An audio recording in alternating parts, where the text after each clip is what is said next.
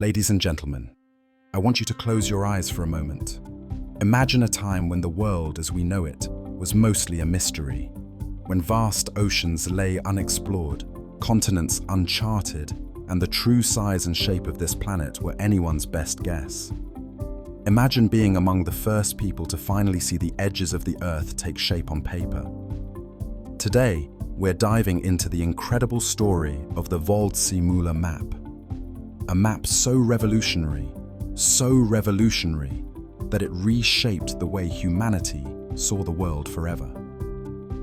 Now, let's rewind history all the way to the year 1507. The Renaissance was in full swing.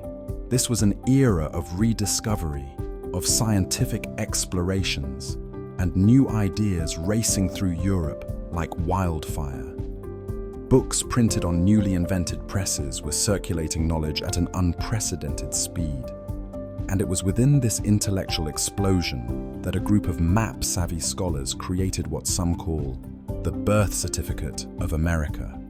Yes, the Waldseemüller map. Why is this one map so important? I'm so glad you asked. First off, this is the first map in recorded history to use the name America to label the lands of the Western Hemisphere.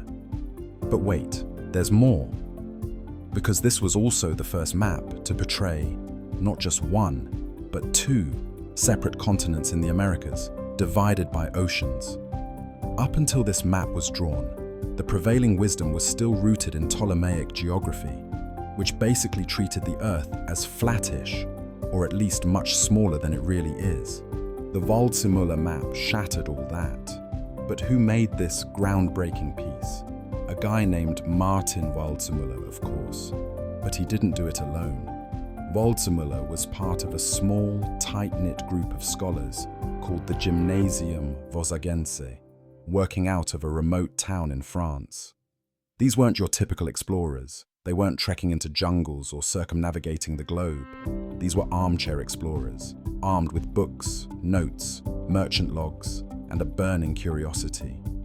They were, in essence, early data analysts. Waldseemüller himself had never set foot in America, or even left Europe. And yet, what he and his circle managed to create reverberated across continents. A key inspiration behind the map was the revelations of a man you've definitely heard of, Amerigo Vespucci.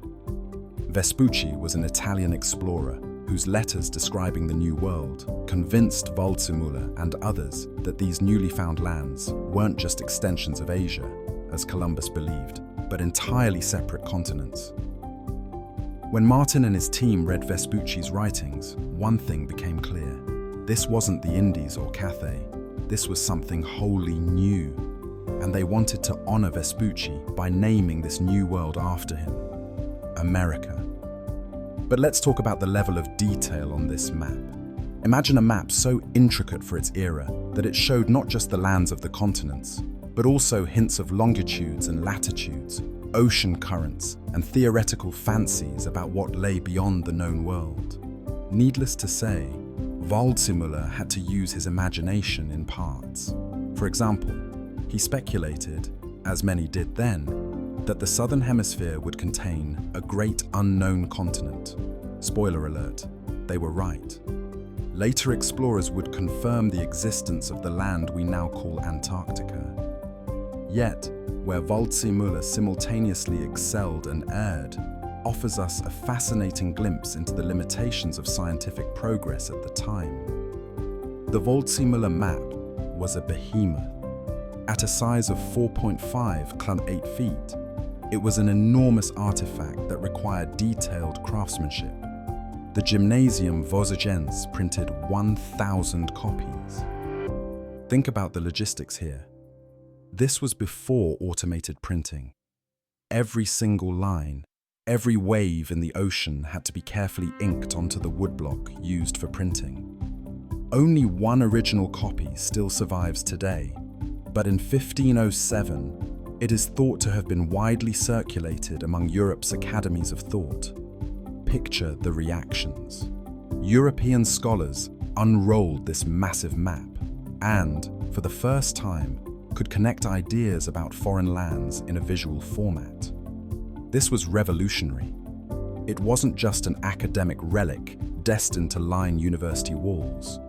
Princes, kings, and merchants also wanted a piece of this vision. Why? Because maps were like the GPS of the 16th century, and a better understanding of the Earth's layout translated directly to power, riches, and influence. Here's another fascinating tidbit. The map contained what was labeled terra incognita, or unknown land. The boundaries of regions appeared blurred, as Waldseemüller understood this map was both an analysis of known territories and an admission of human limitations. Even errors in the map tell a story. The crude conceptualization of Asia portrays Europe's inadequate understanding of the Far East.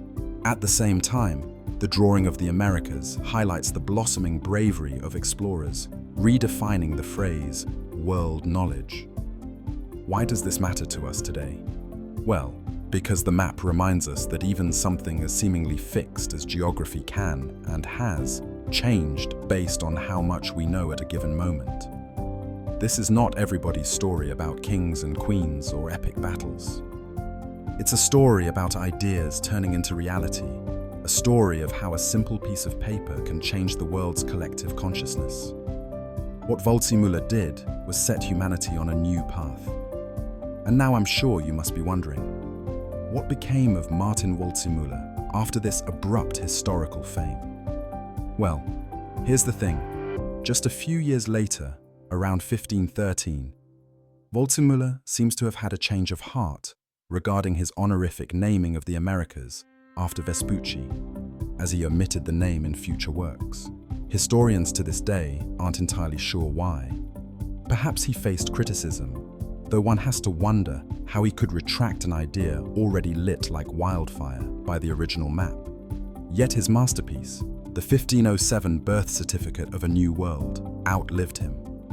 That one surviving copy resides today in the Library of Congress in Washington, D.C.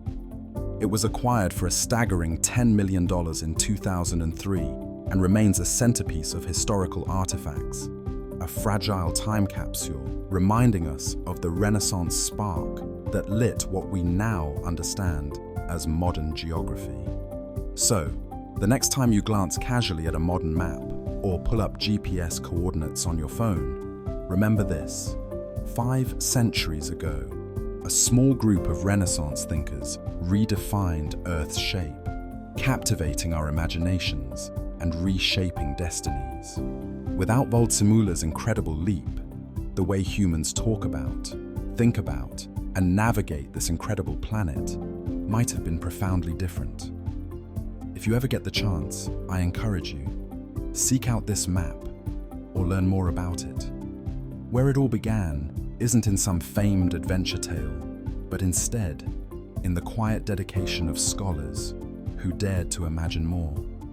Now that's a story worth telling.